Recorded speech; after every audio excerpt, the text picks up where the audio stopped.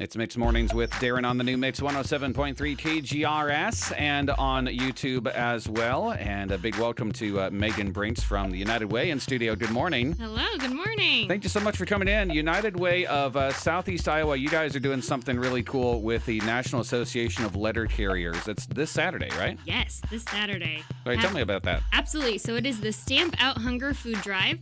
It's a national food drive, so everywhere across the nation happens on the same day. But here in Burlington and West Burlington, if you leave non-perishable goods, personal hygiene products, any sort of food that you'd like to donate to the food pantry out at your mailbox on Saturday, your letter carrier will pick it up, and then we'll take it, we'll weigh it, and we'll distribute it to tons of different food pantries around Burlington, Iowa. So it all stays local. Right on. Now, I remember when you sent the press release over a little while ago, I was kind of surprised reading some of the stats. 14%, more than 14% of people just in Burlington alone face food insecurity. So how is that quantified? Yeah, so there's a lot of different organizations out there that do some of this research for us, but that number is pretty easy to believe. 67% of our kids in the public schools qualify for free and reduced school lunch. Okay. And so you equate that then to the rest of the population and families without kids. Unfortunately, we are one of the most food insecure counties in the state of Iowa. So this food drive has the potential to really make a big impact. So food insecure, how is that defined?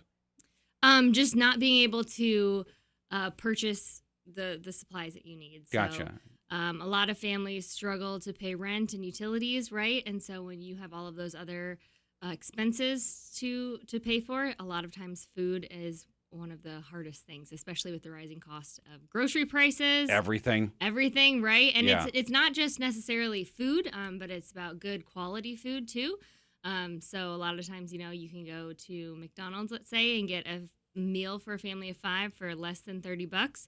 But what's the nutritional value of that versus fresh fruits and vegetables and meats and carbs from the grocery store? Yeah, it's all about balance for sure. And growing up, my family had to partake in food pantries as well. We've got a bunch of great ones here in the Burlington area. We have over 11 food pantries in the Burlington area, which is amazing. And so we work with all of them and make sure that all the food is an even split.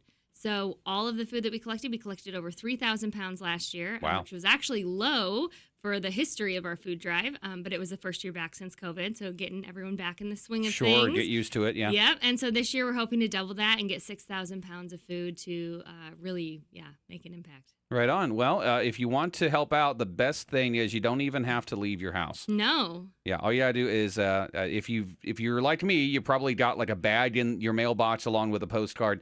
You just drop some food into the bag and leave it by your mailbox. And I know they say non-perishable, but there's also, like you said, some toiletries and other stuff you can donate. Yeah, so anything that a food pantry would use is something that we collect. So shampoo, toothpaste, toothbrushes, even things just like paper towels, toilet paper, anything that those food pantries are able to donate out to the community, we collect today. So even though it's called the Stamp Out Hunger Food Drive, if you don't have any, canned goods in your pantry, but you got an extra tube of toothpaste or an extra bottle of shampoo, we will greatly appreciate that as well. And I will say that like stuff that doesn't require a can opener, those are hot items too. Yes, it is. Yeah. So we have a lot of, for example, the Burlington Public Library has their free little food pantry outside.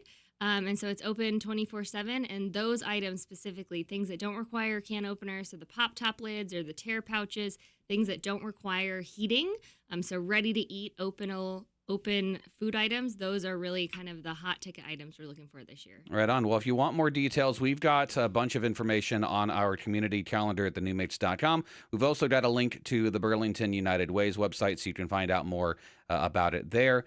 And you can also email them office@unitedwayseia.org. And volunteers are also needed. I want to make sure we mention that. Yes, yeah. So if you have some extra free time on Saturday, the day before Mother's Day, good family fun activity, we are having volunteers meet us down at the post office. If you want to work with a postal worker and go along their routes, we want you to be there between 8 and 9 o'clock. Otherwise, if you want to just come down and help us weigh and sort food, those volunteers can report at 1 o'clock. Megan Brincks, United Way, thank you so much for coming in today. Thanks so much.